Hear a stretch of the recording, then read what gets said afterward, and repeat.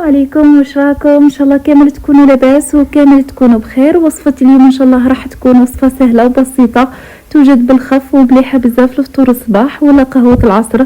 وراح تحتاجي فيها حبه بيض وكاس فرينه فقط، وراح يحبها الكبير والصغير. اذا هنا نجيب حبه البيض، نزيد عليها رشه ملح ونخلط جيدا حتى تتحل البيضه كامله كما راكم تشوفوا.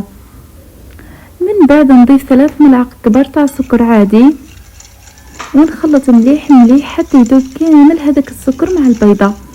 وتلاحظوا بلي لون الخليط تحول الاصفر فاتح نوعا ما.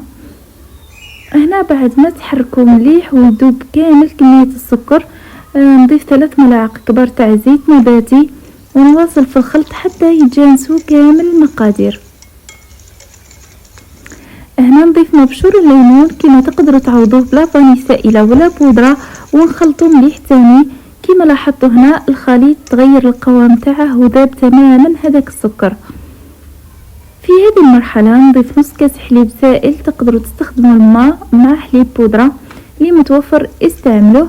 نخلط مليح كلش، ومن بعد في الاخير نضيف النواشف اللي هي عباره على كوب من الدقيق الابيض او الفرينه ونص ملعقه صغيره فقط من خميره الحلويات.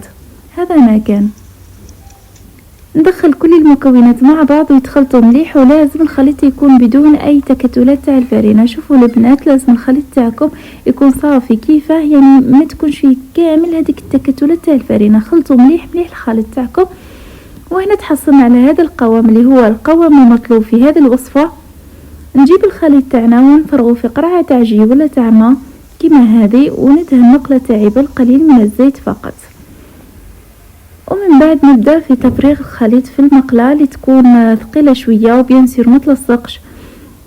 هنا الحجم تاع الحبه كيما تحبوا، تقدروا تصغروا ولا تكبروهم، لكم الاختيار. وكي دير هذا الثقب وتنشف معاكم في الجوانب اقلبوها وتكون معاكم واجده. نتلاقاو في صحن التقديم.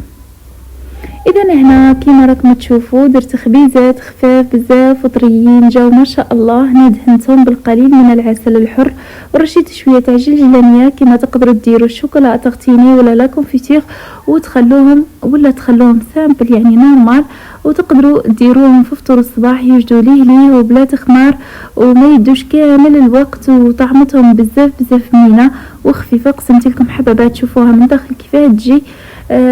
ونتمنى منكم تجربوا الوصفه هذه وتخلوا لي رايكم في التعليقات، وفي امان الله.